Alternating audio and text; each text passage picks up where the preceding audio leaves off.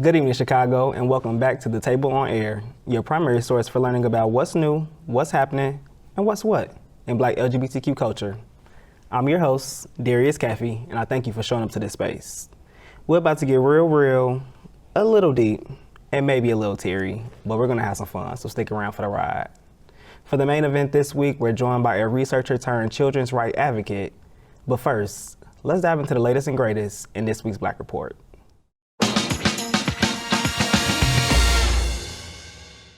I can't lie, y'all.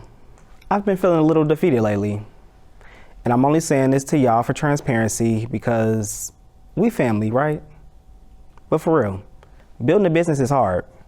And I knew that, but whew, it hit different when you're right in the middle of it. It's cool though, I'm a Capricorn, I get it.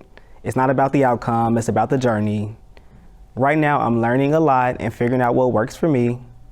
It just gets hard sometimes, and that's facts. I was actually telling this to my partner the other day that some days I get tired of being optimistic and positive all the time. It's not realistic. I get frustrated too, just like the rest of y'all. And it's okay to feel that. Feel y'all feelings, don't hold it in. It does not help. It only holds you back. And I'm saying this for myself too. But what I do appreciate is all of the love and support that I receive while building this business of The Closet Unlocked, which is how we've gotten here today. As a social impact community amplifying the diverse voices and experiences of Black, queer, trans, and non-binary people, I love the work that we get to do. We get to tell so many amazing stories as a media production company and work with some powerful partners to help champion the lives of our people. But if anybody else is in the business with us, then you know how hard it can be. However, when we talk about the transformative power of support, when we stand by those in need and uplift their voices, incredible change becomes possible. And I'm reminded of this by Trans World Atlanta, the new groundbreaking docu-reality series that explores the lives of transgender individuals as they navigate throughout life, relationships, and careers. In this docu-series, we witness the struggles and resilience of people who often face rejection, discrimination, and a lack of understanding. We see their journey to self-discovery and self-acceptance, and how their chosen families have become the backbone of their support systems. But it's not just about financial assistance either. It's about validating someone's existence, showing compassion to them, and acknowledging their unique journey. That's all. Support isn't just a one-time gesture. It's a continuous, unwavering commitment to making the world a better place for everyone. It's about embracing diversity, celebrating individuality, and respecting each person's journey. And by doing so, we can change lives, break barriers, and create a more inclusive society. That's the wrap on Black Report with the QUE. And until next week, keep finding ways to celebrate yourself.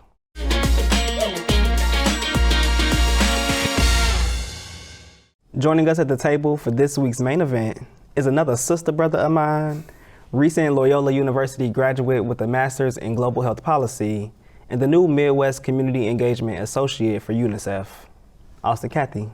Welcome to the table, my friend. Thank you so much for having me. Before I start, I'm just so proud of you. Thank you. You're really providing the spaces that we need and that we didn't have growing up, and you're just really the change that we wanted to see, I think, when we were little kids, so. Stop.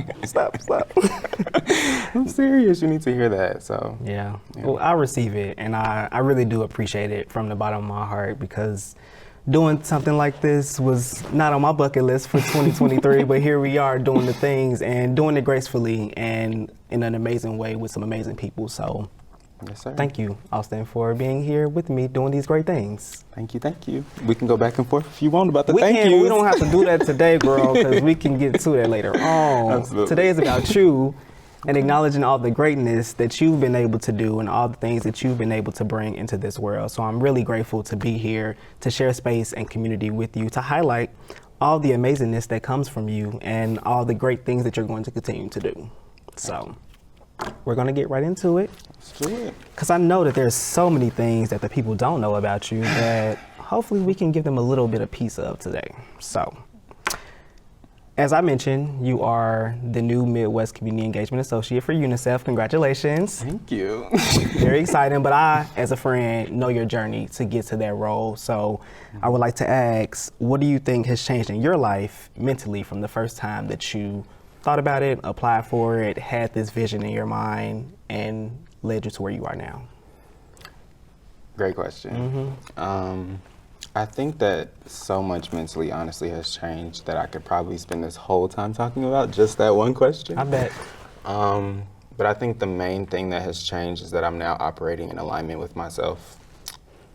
I think prior to when I first applied the first 2 times, I was in situations where I was prioritizing the experience of others, and I think I lost myself in that, and that's okay.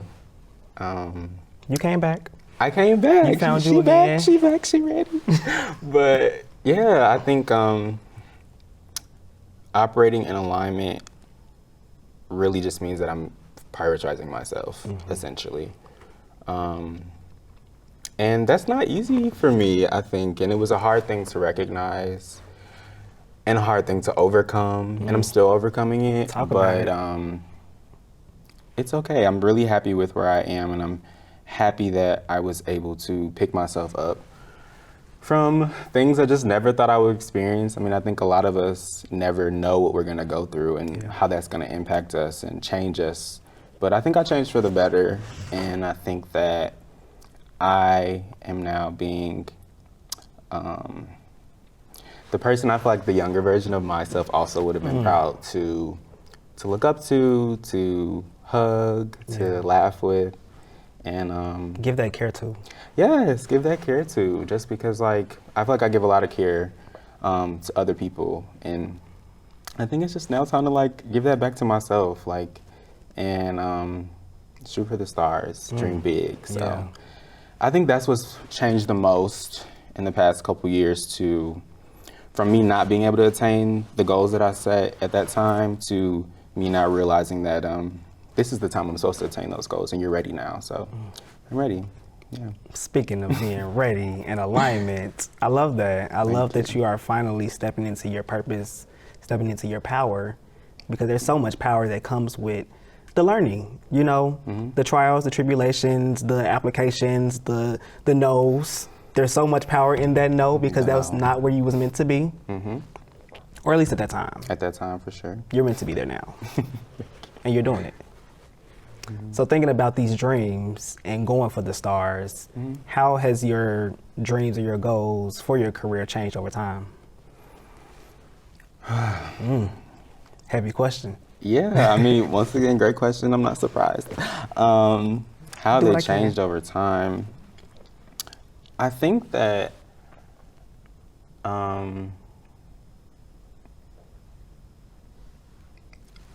they're always going to keep changing. And I think that I am an individual who actually struggled a lot with change. Why do you think that And is? I don't know. I'm a Taurus, so like I bask in stability, and I think that change is unstable, and it's chaotic, and it's messy, and it's scary, and that's not always like the comfortable feeling to live and learn through. But I'm now in the point where I'm okay that those dreams change, and it's okay to make new plans. It's okay to change your mind. Yep. And I think in my spirit, I'm a creative, but I've happened to tap into ways in which that creativity can take place in other ways, in other mediums. Yeah. And I think it's always going to be centered in creativity. But whether that takes place in the public health field, whether that takes place in photography, or whatever I decide to do next, I know that I'm gonna do it greatly, because now I'm comfortable with that change. Yeah. Because I'm an enigma. You never know you're gonna catch me next, and I'm proud of that. So And I'm proud of you for doing it and being all the things, because it's okay to be multiple things at once. Yeah. I think that that's where people tend to be afraid, is they think that they have to be one thing, and it's scary to choose one thing for so long of your life. But like, you can do so many different things in so many different ways with so many different people. Keep leaning into that. Keep learning it, keep growing into it, and keep figuring out how can you place those pockets of you in all the things that you do. Absolutely, will do. Take that word. Take that word. I'm taking the word. So thinking of all the things that you're interested in and all the things that you want to do, I'm going to talk about a special project that I think is very powerful to this space and to the future of our world that people need to know about. So how do you believe that your children's parliament project could support what you're doing now? Yeah, like, you know, I feel like a big risk, and it's kind of relates to the first question as well. You have to take the risk, though. Yeah, that's the first step. Yeah. And I, during my master's program, was tasked on completing a capstone. So similar to like a thesis, essentially it's just a final project to complete your degree. And but you went above and beyond. I'm gonna say that, because sometimes you have to go above and beyond to shake things up, to make real change happen, and to really go after your dreams. Yeah, I think I definitely did. I still reached out to the individuals that I got to know with this idea, this thought that I'm still working on, that's continuously progressing. And I just really think youth are the future. Like, that's really the core of it, to center youth voice, to amplify their expertise. And the Children's Parliament just provides structure for ways in which that can take place in our communities. And that obviously relates directly to UNICEF USA, which is the organization that I currently work for, that I'm so proud to be with. I feel so loved. Hey, I feel so loved there. I feel so supported. It is so powerful to be surrounded by individuals that are like-minded, that care about youth in the same way that you do, that really care about child safeguarding in these spaces. And where my idea comes into that narrative is really just making sure that they have a safe space to provide ownership and respect for what they have to say. Kids don't get that too often. Kids don't get that too often. They need that protection. They need that protection. And I think the reason why I can even think about this in this light is because I think I was blessed to grow up in a home where my voice was heard. My parents taught us to speak our mind. Whether they maybe wanted to hear it or not is up for debate. But I think what they instilled in us was that confidence to speak our mind. And so many kids grow up in homes where like they are not heard, they are not respected, they are not protected.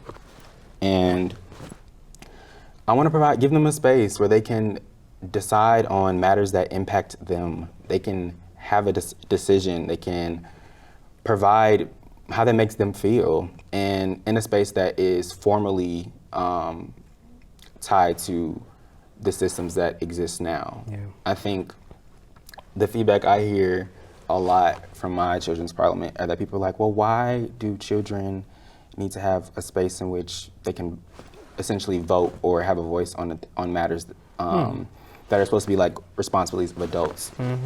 Do they know how many bills directly impact the lives of children? Most people don't. Because they don't vote. They don't vote, or they don't care, or they don't know how. And so by providing them that space to be able to amplify that voice and have a deciding vote on things that impact them, you know, it shouldn't be a hard concept to grasp, but for many it is. And I think if more people see what you have to offer in that light, in that space, more people understand that they already know what they want. Yeah. They already know what they need. They just need to be heard. Yeah. And we can work side by side. It's not just if the youth get this space in which they have a place to vote on things that impact them, that doesn't mean that adults aren't at the table. It's about us all being at the table.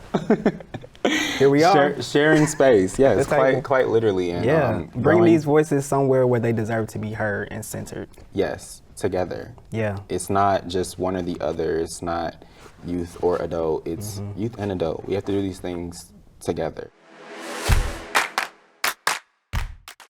I'm Hugo Valta, host of the program 3 Questions With. Latinos have a very high labor participation rates, yet the financial well-being of many Latino families does not reflect many of these economic contributions. Enter the Latino Policy Forum. It really is an intentional effort to bring together Black and brown community leaders to facilitate community change and improve our neighborhoods. Join us on Wednesdays at 7:30 in the evening via Channel 19, streaming on cantv.org and the Can TV Plus app. Obviously, that directly ties towards UNICEF's mission to provide equity for every child everywhere. I see your heart jumping out with this. I know, I'm like... I can tell you're very passionate about this work. Yeah, I think it's so hard, I think, in this day and age for us to find, especially like in the corporate world, spaces that we really align with a large organization's mission. And I deeply feel loved and heard. The same things that we're imploring that children should have, Yep. I feel that way as an adult. You deserve it. I think that, thank you. I think that a lot of times that I've heard back from even my friends and friends that work at other organizations that maybe even are youth-centered, is that they ignore the individuals that work there. They ignore their voice. And you can't do that either. You should be practicing what you're preaching, so. Yeah, that's my baby. I feel like That's why I asked. yeah, I'm just super proud of even just what I've been able to do, and I've been there for basically almost 2 months, and they have trusted me already, thrown me in experiences that I feel like I haven't even had the opportunity to experience throughout my. Sorry, I was trying to do the math. How long I've been an adult working? Too long. Too long, but Retirement, please. that's a whole nother story, child. It is. But you've been able to do a lot, and especially completing your master's program and then jumping directly into this new role, I'm sure it felt very quick paced, very fast, but from being on the outside and seeing and talking with you about the different things that you're interested in, your experience, your background, your dreams, your goals, I see how much it's aligned, and I see the growth that has come with it just from that process, that learning journey, figuring out who am I in this new space that I'm trying to enter. So I'm glad that you're being able to get that experience and that you have a team now that really champions your voice and the things that you're passionate about. So I want to ask, why public health? Why did you decide to go down that route? Yeah, I mean, I wanted to be Global health policy? Global health equity. But Right. policy and equity work in tandem. They are besties. They should be. They should be considered at the same time. But why public health? I think that I originally wanted to be a doctor. Okay. I got my bachelor's in health sciences, and I took all the science courses. I did all the things to go be a doctor, then a physician assistant. Then I took this internship in Pune, India, during my undergrad break, and I started my first day in the hospital doing patient care, and I was like, this is not for me. It's crazy. I felt as though I can make a larger impact than one-to-one patient care, and that does not diminish the importance of that one-to-one care. But I felt like my reach could be so much grander. But within the wellness health space, I deeply care about holistic wellness. Yeah. And one thing that I feel like the medical model doesn't teach you that public health does is public health is about community. And so is global health. Global health, I think people laugh, they're like, oh, what's the difference between global health and public health? Honestly, it's the same thing. Really? Public health is thinking about what impacts a community at large. Global health is just comparing like communities, large communities, to another across the globe. And so global health is all about learning from successes and failures, and so that we don't have to reinvent the wheel, and we can elevate from there. Yeah. And so, yeah, I think public health just doubled down on my love for growing wellness within our community in those spaces, in a way in which that I couldn't do from a medical model. So, Okay. Well, now that we better understand what public health is, and given the reason why we're here today, how do you believe that public health can help save the lives of Black LGBTQ plus individuals? in so many different ways. I think public health is inherently preventative, whereas the medical model is treating what's already happened. And I'm all about proactive care, not reactive care. Prevention, before we even get there, Yeah. before the problems even start, let's talk about it, let's address it. Exactly, and let's also fix the issues and the barriers Yes. that have already occurred Historically. that we can learn from. You know, there's so much data, there's so much out there that we can learn from and do better on. And I think specifically what rings in my mind is like how public health can help individuals in my community, obviously like in the mental health space. I think that what ties that to add spaces where youth and individuals can amplify their voice. A lot of people that have their voice diminished experience a lot of depression, and especially in our communities. And a lot of us just walk around with that and don't know what to do with it. Don't got nobody to talk to. Don't got nobody to talk to. And I'm immensely blessed to have people to talk to that hear me, that love me, that tell me when I'm wrong, tell me when I'm right. That wrong And piece is so important. that wrong piece is Please too tell us important. when we wrong. Listen, because I'll tell somebody when they're wrong, but It's that Taurus in you. it's the Taurus.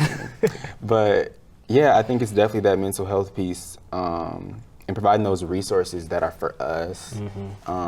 There's so many resources out in 2023 that actually can help our communities, but people don't know. You don't know what you don't know. And there needs to be spaces in which those resources are readily available and accessible. And so that's, I know, how we can impact my community in the public health space and do better on, just because I think we don't do the best at communicating outside of the public, people within public health. I think we know. Making that information more transferable and accessible. Exactly. Yeah. I think it's like we know, but like, do the people that need it know? And that's the problem at large, and even just beyond our community is also the Black community, you know? So. How do you think that we can get more of this information and resources to the people that need it, i.e. the Black queer community? Connecting with the leaders in these communities. Think about your street, like, that you grew up on. Typically, or at least, I don't know how these streets are now, but when I was a kid. With a whole bunch of potholes. But listen. When I was a kid, like, I knew all my neighbors, like. Yeah, it's very different now. Yeah, we knew what each other had going on. If anything ever happened to me and my family, there would be people that could come over and help or assist or provide whatever support we needed. And that in itself is a street's own strategy to problem solving. And so if we connect with the leaders that already tap into that level of deep-rooted impact within a block or of four corners or a zip code, we can reach everybody that needs to be reached. We can change the world. We're gonna change the world. We are. And we're changing the world. And One story at a time. One story at a time. And so yeah, it's connected with the leaders that already pre-exist. Like I said, I don't believe in necessarily reinventing the wheel, but we have to amplify what already exists, because a lot of people are doing the things that need to be done, but on maybe like a street level or a cul-de-sac level or whatever. And the point of public health is to connect those dots and for us to walk in step together in alignment. And Let's keep doing it. We're gonna do it, and that's what this work is for. Is to all of us to do what we're doing, but together. Yeah. Because I think a lot of us are operating, I mean, naturally in our own little bubble, in our own little world. But if we would do all this in step, the power in that of us doing this together as a community, unstoppable. So, Yeah, and we're changing the world. Yeah. Again, one day at a time, one job at a time, one story at a time. Yeah. So thank you for sharing yours with our people, and hopefully they have learned something from it, because it is powerful in not just hearing your voice or seeing you, but to know all the things that have happened in your life and around you in these different communities that we're continuing to support, continuing to figure out, and continuing to champion. So thank you, Austin, again, for sharing your light, your knowledge, and your gift with the rest of our community. We're gonna take a quick break, because I got a little game for you. Child. Don't be nervous. I'm not competitive like some of my friends, so I'm okay. We'll have some fun. Stick around, Chicago. We'll be right back.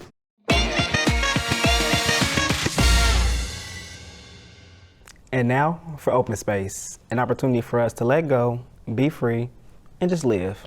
Stick around for the vibes. So, Austin, Hey. have a little bit of a game for you. Okay. Hope you're prepared. I'm gonna try to be. And if you're not, you're not. We're here now. So, this is called Hum Association. This is one of our staple games, but I have changed the rules a little bit. Okay. Realize that I am not the best at guessing these song titles, and that's just by nature of me. So, I'm going to hum the songs, and hopefully you can guess what they are. Okay. You can either guess the name of the song or the artist. It's up to you. I won't judge. But I feel like you should get it. You're a music girly I try person, to be. man. Person, them, they. I don't know. Okay. We're fluid around here. You better do the good humming then. I've been practicing. So, first song.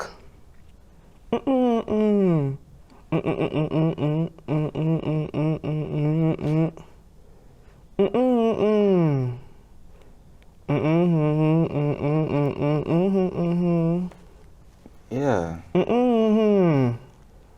Material Girl. Yes. Yes. Ooh, Nice. That took too long. To get that Woo. one. My goodness. Ooh, That's a wee. hit. I know. You gotta be a little louder or something. I don't know. Okay. I'll try. Okay. The next one. Don't look at my cards.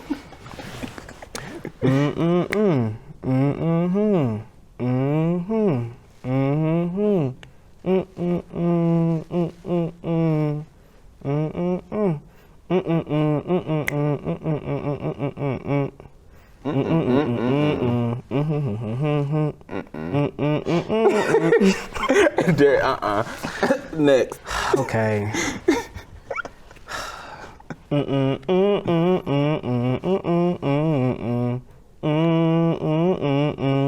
Old Town Road. Yes. Whew. Lil Nas B. Yes. The other song was On My Mama by Victoria Monet. Yep. You could have. Okay. Yep. It's on you. But I appreciate you being here still. Your presence, grateful for it all. I really do appreciate you coming, Austin, and for giving us so much of you and so much energy and so much of your experience and knowledge, and just put it out there to the world, because Chicago deserves that. And the world. And the world. We're going to keep making this history. So let's run it up. Now, I do hope that y'all were writing down some of these words of inspiration, because a lot has been shared tonight. And if not, don't worry, because you can always come back to our table if you need a little pick-me-up. Our guest today showed us just how important it is just to allow life to happen. Everything that's meant for you will make its way to you. You just have to give yourself some grace, put the work in, and wait for when the time is right. You got this. Make sure to follow us on social media at CanTV Chicago and Closet Unlocked to stay up to date on all the things happening. And you know, we'll be back next week with more Black queer folks being represented at the table. But until then, thanks for watching.